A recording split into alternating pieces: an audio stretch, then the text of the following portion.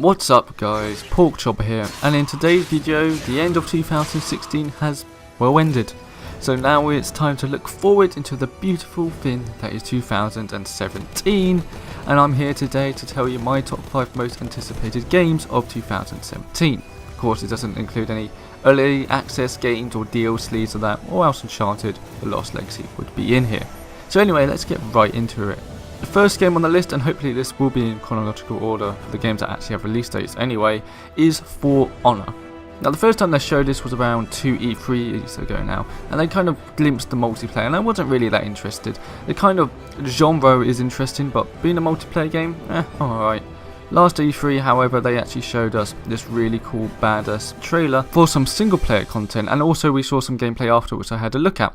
And it honestly looks really good. Like I said, for this kind of genre or type of fighting games, with sword fighting games, are the things that I have a weakness for them. Seeing this game like that is really cool, done by Ubisoft, and I think it's going to be one of those games that not many people expect to be brilliant, but actually really is. I think it's going to have a Rainbow Six Siege effect, but hopefully it does actually get a lot more. We hopefully get more of these kind of games. I do love them, so that's definitely the first game on the list. The next one on the list is Horizon Zero Dawn, a game which seems quite far away even though it's not. End of February, March the 1st for me being in the UK. Now again, 2 E3s ago we were shown a small glimpse of this massive world, and over time we've been spoilt more and more seeing what Guerrilla Games, the creator of Killzone, have been up to. Now this game seems pretty big.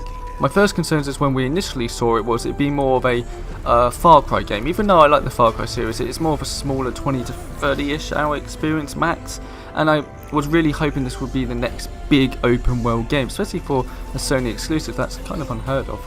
So this game was very much anticipated from the get-go. Over time we've seen so much more of this open world, from the deserts to the jungles to the the abandoned cities, and of course the mystery that lays ahead in the story, which is my only concern, is hoping the story is good, as Killzone's stories were never fantastic, to put it lightly. I hope this game really does well and they can be up there with the next big studio like Santa Monica or Naughty Dog for Sony. Another game on the list which was revealed at E3 was God of War. Now again, this game isn't actually being confirmed for 2017, but we're hoping it does hit that date. And actually there was a bit of news that the first playthrough from start to finish was actually completed, even though it was very rough, but that was actually completed a few days ago now, which is a great sign that this game is on track for 2017. Now the reason this is on the list compared to other PlayStation exclusives like Spider-Man or Days Gone, games again that don't really have a confirmed 2017 release date, is because 1, I'm a big fan of the God of War series when I finally got to play them, and 2, this is a massive, if not one of the first ever big gaming series that has completely revolutionised itself from the ground up. It's completely done everything different, almost like a Last of Us feel of a game from a very wider perspective of what the previous God of War games were. It seems to have a lot of feelings, which is a weird thing for Kratos to have, and being old Kratos and now having some sort of son, and how all this works into the story.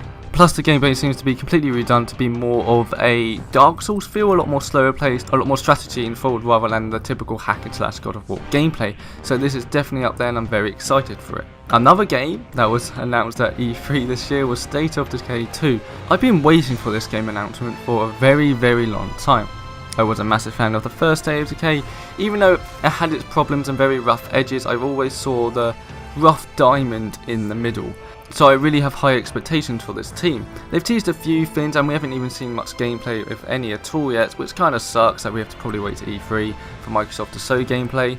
The game is a game I cannot wait for. I hope it's just a bigger open world, has a lot more depth into the RPG mechanics and the survivabilities, and the AI teammates you have I hope are better. Plus it's co-op. I'm glad they didn't go to the big MMO route a lot of survival apocalypse games do nowadays.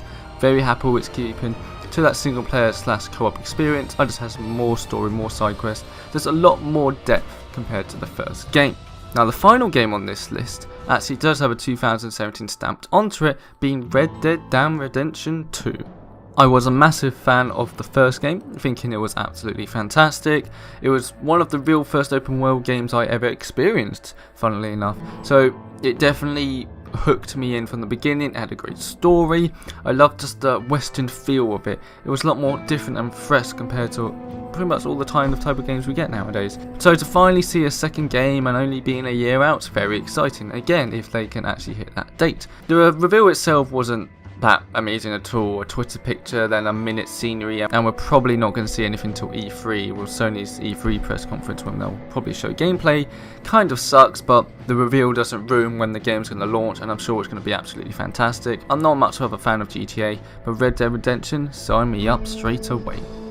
And that is my top 5 anticipated games for 2017. Now again, I could have added a lot more to this list, but then I would probably be lying to myself for games I'm actually not that interested in this year. And again, Uncharted The Lost Legacy would have been in there, like Destiny 2 as well, but they're games I'm not really too excited for, and I can wait for. I may do another list of this, like looking back at 2016 list, or games I think that are going to get delayed this year. I don't know, as that's probably going to be another thing that happens, as it always happens every single year. A million games get delayed. But anyway guys, I hope you enjoyed this video of me talking about mine, and tell me what your top 5 anticipated games are of next year. And I'll see you next time.